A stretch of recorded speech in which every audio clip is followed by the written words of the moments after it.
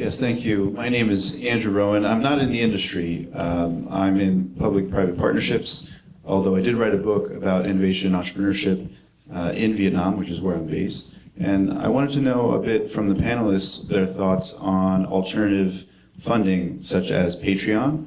For example, Suleiman, I follow you on Twitter, and you have followers north of 50,000. It's a sizable community. Have you considered ways to monetize them and to sort of build stronger connections around the community digitally?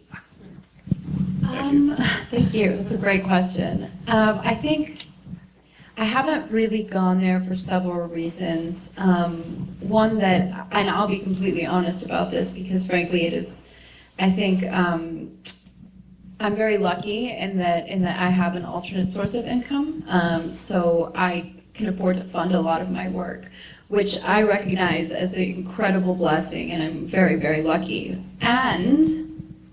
But with that advantage, I'm still struggling.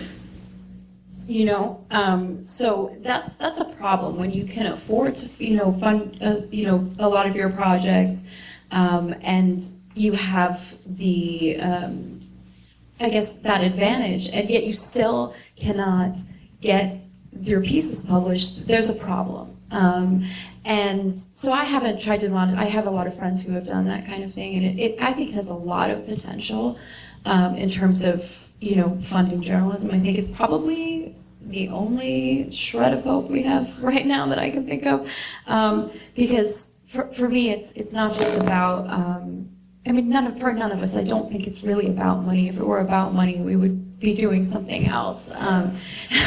It's something that I think I speak for myself, and I hope, and I know others, many others, is that we really don't feel like we could do anything else. Like, I don't feel like I could be happy doing anything else. I don't think my life would have the same meaning.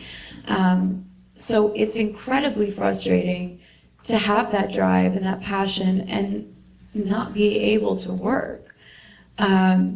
It's still, there is hope. I don't want to get into the barstool bitching thing, although I could do it for a long time.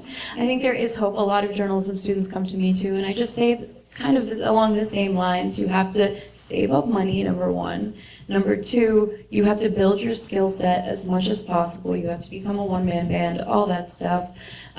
You have to really familiarize yourself with the place you're going. You have to be on top of your game 100%.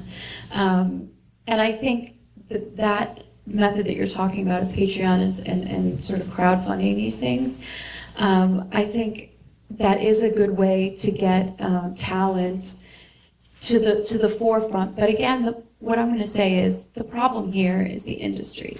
It is the industry's responsibility at this point. They are failing us. This is, I know, I understand the advertising and money and all that stuff, but at the same time, they have a responsibility towards us, and they are shirking their responsibility. They are not, they're not fulfilling their end of the bargain, and that's a problem. I think that's a problem that has to be addressed on the industry level in terms of, unionizing, or something needs to be done, because right now it's just becoming more and more exploitative, and it's very frustrating to participate in, honestly. As far as building a community and trying to monetize that, there was a Silicon Valley startup, and the name is escaping me, but a guy reached out. He's an ex-journalist, kind of wonderkind, and he started this thing. And the idea was really well-intentioned. He was basically getting subscribers who would support you with a sort of a token monthly commitment to support your reporting. And the idea was this would enable you to do original reporting that they would then host and promote. And I'm not very big on social media. I've never really put in much time, so I think I have 50,000.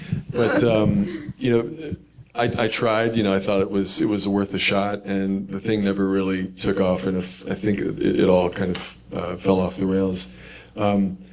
For me, it's all been about grants. That's why I'm still doing this. I hooked up with the Pulitzer Center really early on in my career, and when they had just started, and they initially gave me a very modest grant at a very fragile time, I'd say, and I stretched that out to the hilt and was able to do quite a lot, and I got more grants, and I can always turn to them. So almost never, if I care strongly enough about a story and I've got the outlets lined up, I can count on them to back me up. and get the funding. So that's really seen me through lean times, and the grants have gotten more generous as I've gotten better and have been able to place stories more widely. So it's been a relationship. Absent that, if I'm just starting out now, it's a much more crowded field. Everyone's fighting for sort of a smaller pool. I'm not so sure, So I got to give them a shout. And I think that, in the near term, that is really the best bet that we've got going is sort of foundational journalism and that kind of support. Maybe one day, it does come to that where we have to sort of create our own networks and generate stories. I think it's a cool idea. Just haven't really seen it work in practice yet.